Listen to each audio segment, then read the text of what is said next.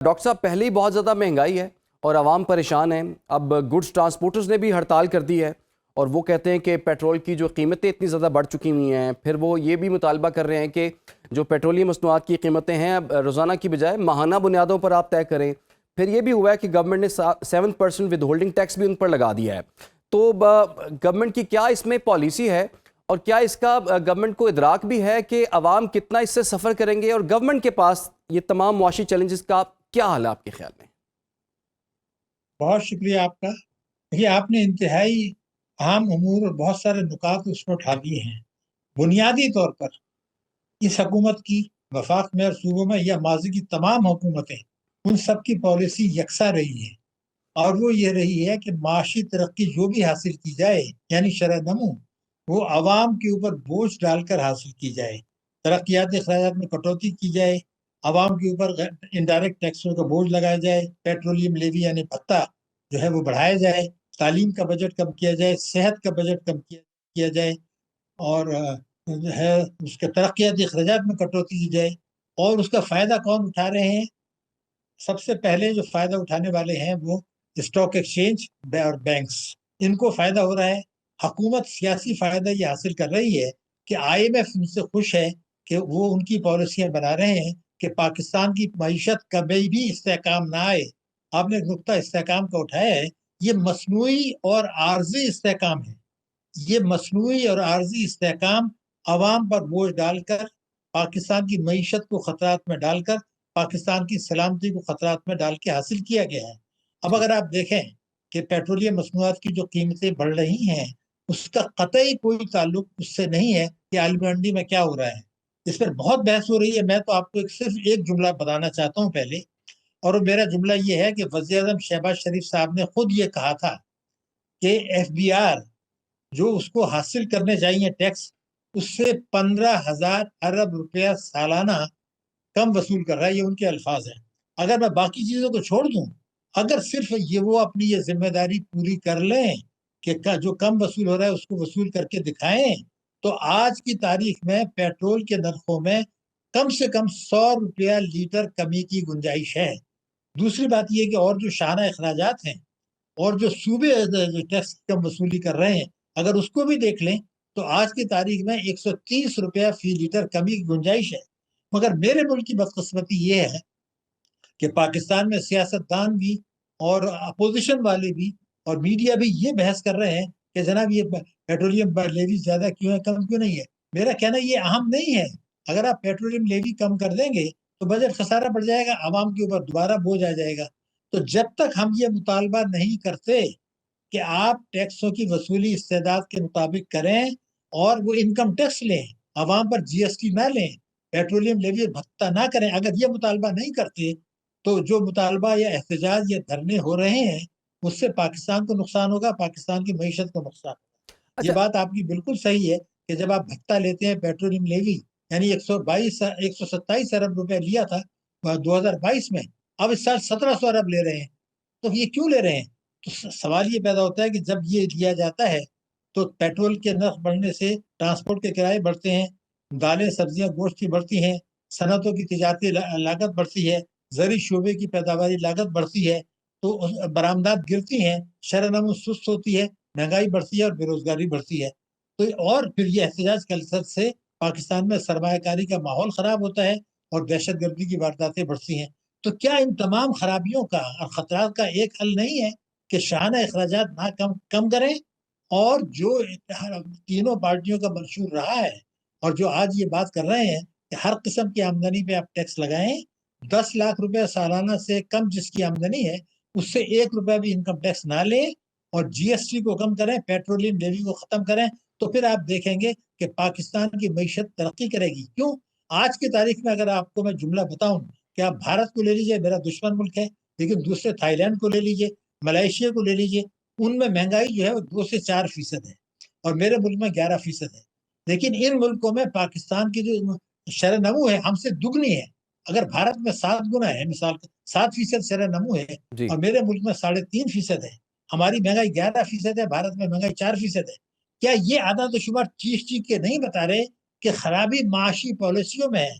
फरासी उन पॉलिसियों में है जो पार्लियामेंट मंजूर करती है, जो सियासतदान मुतालबा करते हैं, जो सूबाई असेंबलियां करती हैं, जो स्टेट बैंक कर रहा है, जो SECP कर रहा है, जो बैंक्स कर रहे हैं, जो इस्लामी बैंक्स कर रहे हैं, और जो आला अदलिया इनको सपोर्ट कर रही है गलत पॉलिसियों को, और ये नहीं कहती कि जनाब जब आपने जो है वो ये कहा है आइन में 25 अलिफ में कि हर बच्चे को जो 6 साल से 16 साल का है उसको आपने लाजमी और मुफ्त तालीम देनी है। आप ये भी तस्लीम करते हैं कि 26 मिलियन बच्चे स्कूल नहीं जा रहे, जी। मगर आले अदलिया ने अच्छा काम ये किया कि इलेक्शन कराने की रात को 12 बजे जो है इलेक्शन कराने के लिए कोर्ट खोल दी। कभी ये भी तो करके दिखाएं कि जनाब ये बजट आप कानून के खिलाफ है। 25 अलिफ ने तो ये कह दिया है कि हर बच्चे को तालीम दे 26 मिलियन, तो क्या आपके बजट में इतना पैसा रखा गया है या आपने बजट में कटौती कर दी है? मैं आपको बता दूं, अब जो तालीम का और सेहत का बजट, तरक्याती अखराजात, ये पाकिस्तान की तारीख का कम तरीन है, इतना कभी नहीं था। और ये बड़ी पार्टियां जो पीपल्स पार्टी में और PMLN में गठजोड़ है, मैं आपको बता दूं कि इन दोनों उनके मुत्तफिका एक नुकात थे जिसको आप मीसाक तालीम कह सकते हैं। वो उसमें ये कहा गया था कि हम 7% GDP का खर्च करेंगे तालीम के ऊपर, दोनों पार्टियों ने कहा था। उनके इकोनॉमिक सर्वे में लिखा है उनके दौर में, लेकिन वो तो 2% भी नहीं कर रहे। क्यों? क्योंकि आप तो वसूल ही नहीं कर रहे हैं।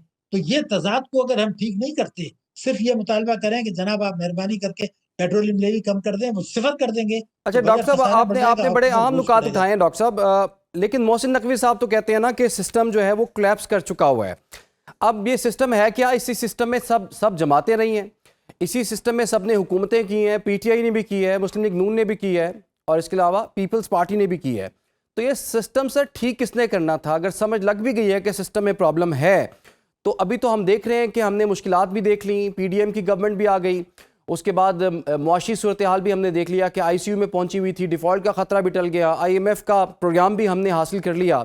लेकिन अवाम को क्या मिला? इस सिस्टम ने अवाम को क्या दिया?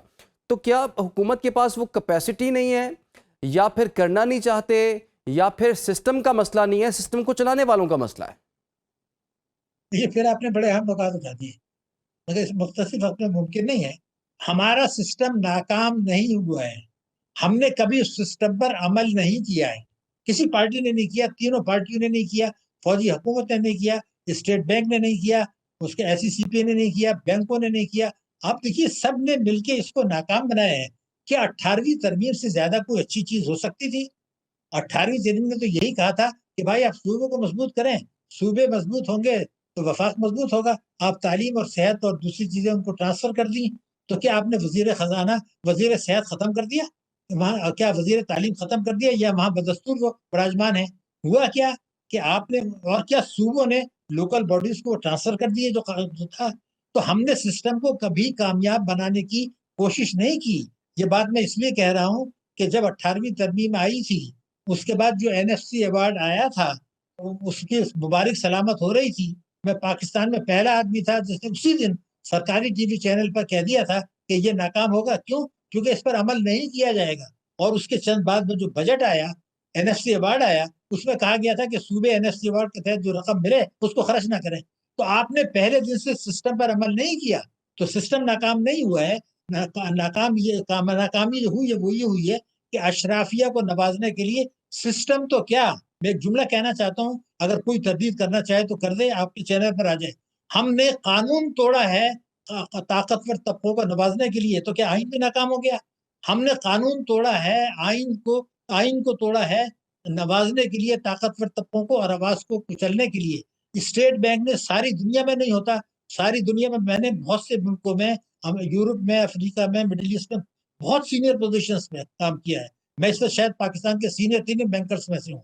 मैं आपको डंके की चोट पर कहता हूँ कि जो कुछ स्टेट बैंक कर रहा है और जो पाकिस्तानी बैंक्स कर रहे हैं, जो गैर मुल्कियों की मिल्कियत में चले गए, मुझे अगर स्टेट बैंक या ये बैंक दुनिया का एक मुल्क दिखा दे, एक मुल्क जो तिजारती बैंक जो कुछ कर रहे हैं कि बेतहाशा मुनाफा कमा रहे हैं, और हुकूमत को 39,000 अरब रुपए की उन्होंने सरमायाकारी कर दी जो उनका काम नहीं है, और कर्जे दिए सिर्फ 14,000 अरब के। तो आप मुझे बताओ, 39,000 में से बेशतर हुकूमत को गया बजट खसाने के लिए। तो जी। क्या स्टेट बैंक या कोई बैंक, ये दुनिया का एक मुल्क बता सकते हैं जहां इतनी जबरदस्त सरमायाकारी कर दी हो ताकि हुकूमत को बजट खसारा पूरा हो जाए और सनत तिजारत के लिए कर्जे नहीं देते? नतीजा क्या है कि आपका, आप देखें स्टॉक एक्सचेंज आपका बेताशा ऊपर जा रहा है, आपकी रेमिटेंसेस जाली ऊपर जा रही हैं, लेकिन आपकी शरह नमू नीचे जा रही, महंगाई बढ़ रही है, बरामदात गिर रही हैं। तो ये अच्छा सारी अच्छा चीजें डॉक्टर जो है साहब, अभी आइन को अभी तोड़ा आपने गया है। सर तो 18वीं तरमीम की बात की थी सर, अब तो 28वीं तरमीम की बात हो रही है और नए इंतजामी यूनिट्स नए सूबों के बनाने की बात हो रही है। और ये कहा जा रहा है कि अगर ये नए इंतजामी यूनिट्स बन जाएंगे या नए सूबे बना लिए जाएंगे तो मुल्क तरक्की करेगा, मुल्क के तमाम मसाइल का हल उसी में है। और अगर ये नए सूबे बन जाते हैं तो सर उसके लिए पैसा कहाँ से आएगा? बहुत सा सरमाया दरकार होगा, वहाँ पर ब्यूरोक्रेसी आएगी, इसके साथ साथ वज़ीर आला हाउस बनेगा, गवर्नर हाउस बनेगा, दीगर वसाइल चाहिए होंगे। तो हमारी मुआशी सूरत हाल इस बात की इजाज़त देती है कि हम नए सूबों की तरफ जाएं इस वक्त? देखिए, खुदकशी करने से तो कोई किसी को रोक नहीं सकता। मैं आपको बता दूं, अगर इज्तिमाई खुदकशी करने का फैसला कर लिया है उस कौम ने, जो कि ताकतवर मुल्क है, जिसने भारत को शिकस्त फाश दी, दुनिया पाकिस्तानी फौज का वो मान रही है, वो कौम जिसके जो कुर्बानियां दे रही है, वो पुलिस कुर्बानियां दे रही है, आवाम कुर्बानी, दुनिया की किस मुल्क ने इतनी कुर्बानियां दी है जितनी पाकिस्तानी कौम ने दी है दहशतगर्दी के मामले में। बदकिस्मती ये है कि सारा ड्रामा है। मुझे ये बताया जाए कि क्या सूबों ने जो कुछ उनको इख्तियारात मिले थे वो उन्होंने लोकल बॉडीज को दिए या नहीं? अगर वो नाकाम था तो ये भी नाकाम होगा। किसी सूबे ने लोकल बॉडीज को पैसे नहीं दिए, आपको भी पता है, मुझे भी पता है। तो सिस्टम को नाकाम बना रहे हैं, सिर्फ ये चाहते हैं कि 4-5 साल और इसमें निकल जाए। ये बात मैं किस लिए कह रहा हूँ, आप इस साल का बजट निकाल के देखिए। बजट तो पार्लियामेंट ने पास किया है, क्या उसमें ये नहीं लिखा कि एक तरफ सूबे ये कहते हैं कि वफाक ने मुझे लूट लिया, पैसे नहीं दिए, दूसरी तरफ वो 1035 अरब रुपया हुकूमत को ग्रांट देते हैं। दुनिया में मुझे बताइए, पाकिस्तान में कभी सुना था कि सूबे वफाक को ग्रांट दें? क्यों ग्रांट दी उन्होंने, और क्यों, कहाँ से दी? तालीम का बजट कम करके दी, तरक्याती खुदत कट करके दी, क्यों? ताकि टैक्सों की चोरी न रोकनी पड़े। कभी आपने देखा कि 1700 अरब रुपया जो है वो भत्ता लिया गया है पेट्रोलियम लेवी पर? क्या आपने ये देखा कि 1800 अरब रुपया, मैं रिकॉर्ड में बता रहा हूँ, सूबों ने 1800 अरब रुपए देने का वायदा किया है कि मुझे जो एनएससी रिवार्ड से पैसा मिलेगा, मैं उसमें से 1800 अरब रुपया खर्च नहीं करूंगा, मैं वापस कर दूंगा ताकि बजट खसारा कंट्रोल हो। तो आप 500 सूबे बना लीजिए। सवाल ये पैदा होता है कि जब इस किस्म का आप बजट बनाएंगे, मेरा अपना कहना अब भी यह है कि आइन पर अमल करें, 18वीं तरमीम पे अमल करें। सूबे अगर बाद में किसी वक्त जरूरत पेश आती है, जरूर उस पर गौर हो, लेकिन पहले सूबे जो हैं वो लोकल बॉडीज को पावर्स तो दे दें। ठीक। पहले सूबे एग्रीकल्चर टैक्स लगा के तो दिखा दें।